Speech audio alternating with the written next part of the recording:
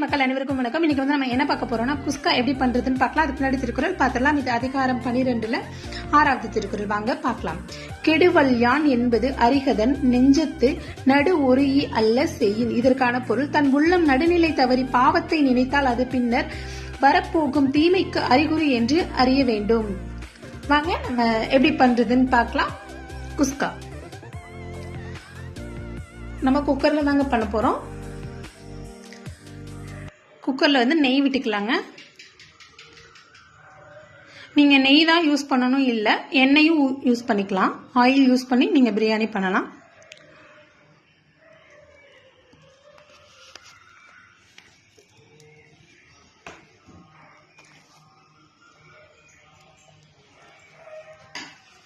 நான் வந்து ஒரு 3 ஸ்பூன் நெய் விட்டுருக்கேன்.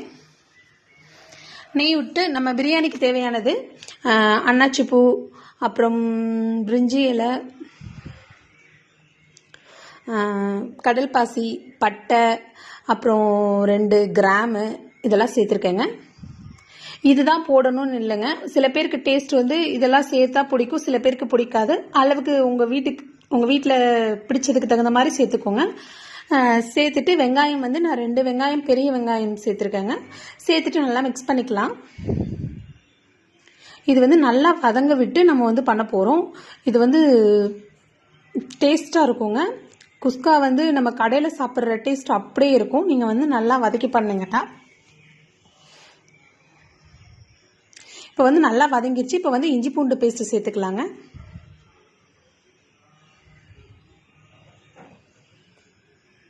இஞ்சி பூண்டு வந்து நீங்கள் எவ்வளோ சேர்க்குறீங்களோ அதுக்கு தகுந்த மாதிரி டேஸ்ட்டும் இருக்குங்க. நிறையா சேர்த்திங்கன்னா நல்லா தான் இருக்கும். ஆனால் என்னென்னா பச்சை வாசனை இல்லாமல் நல்லா வதக்கி விட்டுறணும்.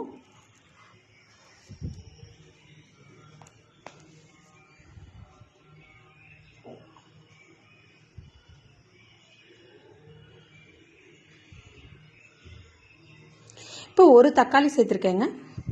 சேர்த்துட்டு இதையும் நல்லா வதக்கிக்கலாங்க.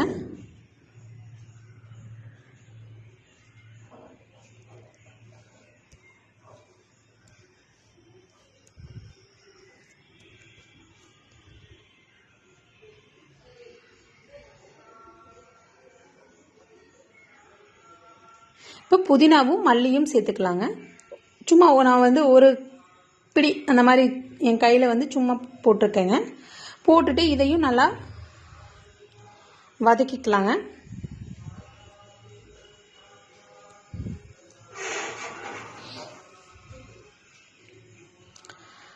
காரத்துக்கு தகுந்த மாதிரி நீங்கள் வந்து சில்லி பவுடர் சேர்த்துக்கோங்க. நான் வந்து 1/4 ஸ்பூன் வந்து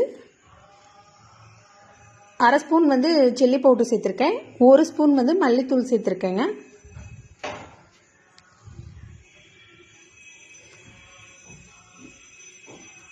இது வந்து கரம் மசால் ஒரு 1/4 ஸ்பூனுங்க.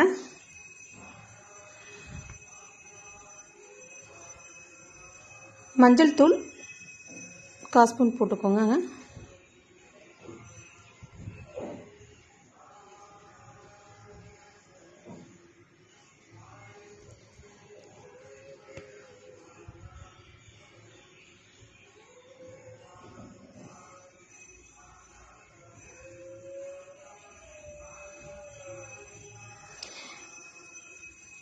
இப்போ தயிர் சேர்த்துக்கலாம். புளிக்காத தயிர்னா 2 ஸ்பூன் ஊற்றிக்கோங்க. புளிச்ச தயிர்னா 1 ஸ்பூன் மட்டும் ஊற்றிக்கோங்க.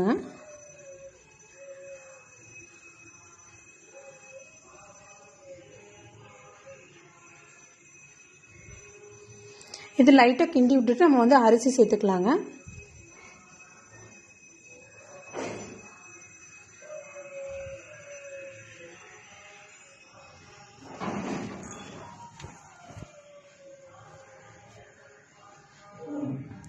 நான் வந்து அரிசி வந்து 200 மில்லியில் 1 கிளாஸும் என் கையில் வந்து 1 கை அந்த மாதிரி நான் வந்து அரிசி சேர்த்துருக்கேங்க.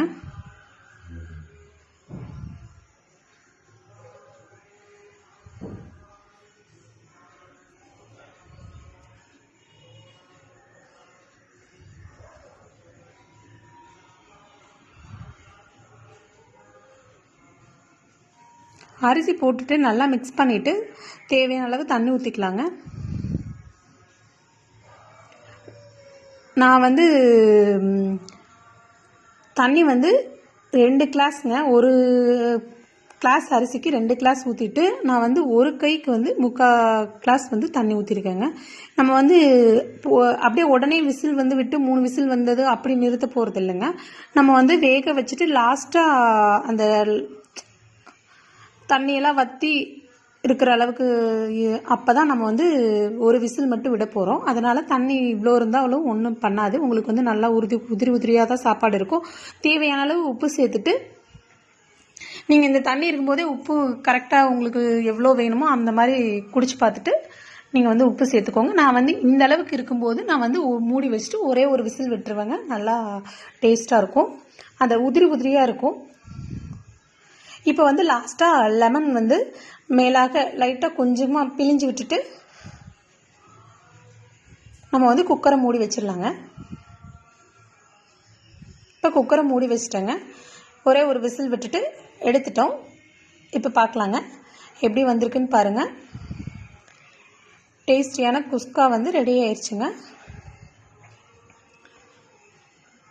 எப்படி உதிரியாக வந்திருக்குன்னு பாருங்கள். நீங்களும் இதே மாதிரி பண்ணி பாருங்கள். உங்களுக்கும் கண்டிப்பாக பிடிச்சிருக்கும். பிடிச்சிருந்தா லைக் பண்ணுங்கள், ஷேர் பண்ணுங்கள், அப்படியே சப்ஸ்கிரைப் பண்ணுங்கள். சப்ஸ்கிரைப் பண்ணிட்டு பக்கத்தில் இருக்க பெல் சிம்லையும் டச் பண்ணிட்டீங்கன்னா நான் போடுற வீடியோவில் உங்களுக்கு உடனுக்குடன் வந்துடும். தேங்க்யூ.